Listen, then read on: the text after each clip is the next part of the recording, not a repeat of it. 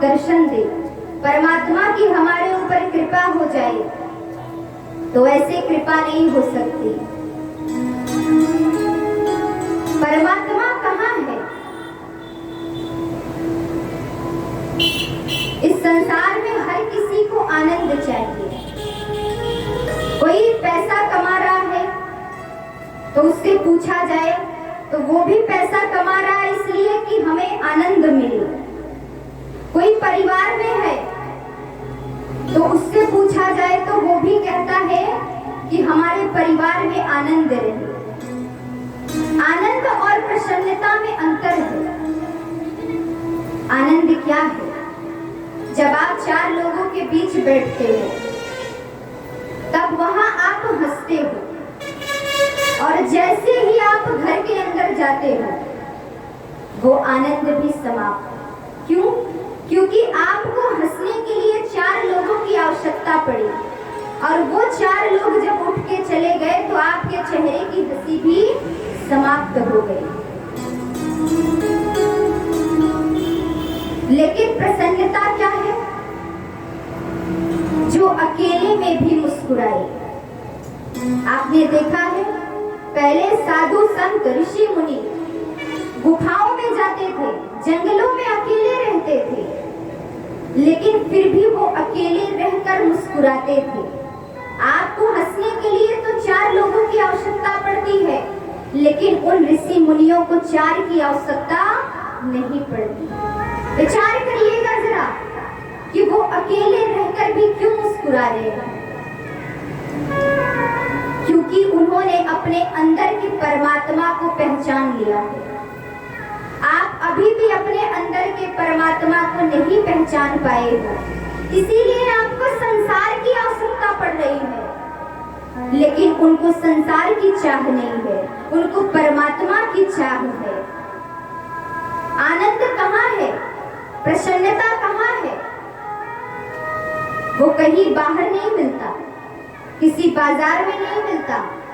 अगर कहीं बाहर मिलने लगे तो लोग लूट लूट के अपने घर में लाके रख दे, लड़ाई हो जाए, हत्या हो जाए, लेकिन नहीं, वो आनंद और प्रसन्नता आपके स्वयं अंदर है।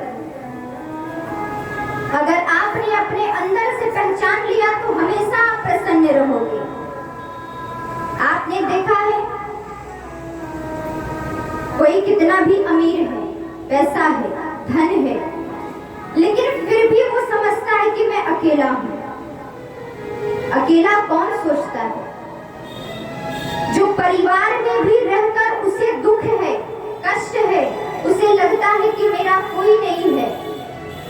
लेकिन अगर आप लाखों की भीड़ में खड़े हो तब भी अगर आप अपने आप को सोचोगे कि मेरा कोई नहीं है, तो लाखों की भीड़ में भी आप अपने आप को अकेला पाओगे। लेकिन अगर अकेले अपने घर में हो और ये सोचते हो कि मैं अकेला नहीं हूँ, मेरे साथ मेरा परमात्मा है, तो आप कभी भी अपने आप को अकेला नहीं पाओगे। कोई बीमार है, बेड पर महीने साल भर पड़ा है, लेकिन फिर भी आप उससे पूछिए कि भैया कैसे हो? अगर वो प्रसन्न है, उसे लगता है कि इस बेड पर पड़ा हूं लेकिन परमात्मा साथ में है, तो उसकी सुई दवाई तो चल रही है, लेकिन क्या कहता है कि आनंद में हूं, बोलता है ना। लेकिन कोई बहुत धनवान है, सब कुछ है, लेकिन उसको कष्ट है। उससे अगर पूछा जाए तो वो कहता है जिंदगी ऐसी ही चल रही है। अरे सब कुछ होते हुए भी आप कहते हो कि जिंदगी बस कट रही है। क्यों? धन है, दौलत है, पैसा है, शोहरत है, इज्जत है, मान है, प्रतिष्ठा है, फिर भी कहते हो कि जिंदगी ऐसी चल रही है।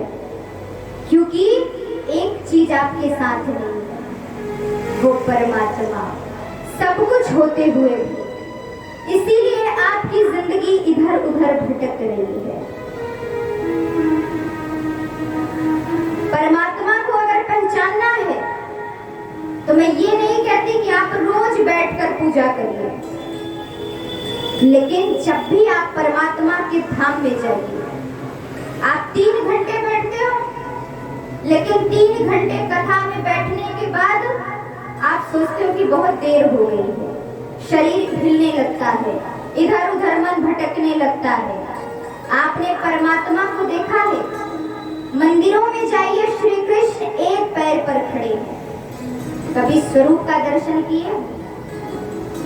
एक पैर पर खड़ा है, लेकिन फिर भी चेहरे देखिए तो मुस्कुरा रहे हैं। क्यों? क्योंकि परमात्मा को पता है जो भी दुखी व्यक्ति होगा वो हमारी शरण में आएगा, और जब भी वो आएगा दुखी होकर तो मेरे इस स्वरूप को जब देखेगा तो उसका दुख, उसका कष्ट समाप्त हो जाएगा। तो सोचिए, परमात्मा 24 घंटे आप जब जाते हो तब एक पैर पर खड़ा मिलता है, लेकिन वो मुस्कुराता हुआ दिखता है। मंदिरों में तो सभी जाते हैं, लेकिन भगवान के स्वरूप को आप देखते नहीं हो। आप क्या करने जाते हो?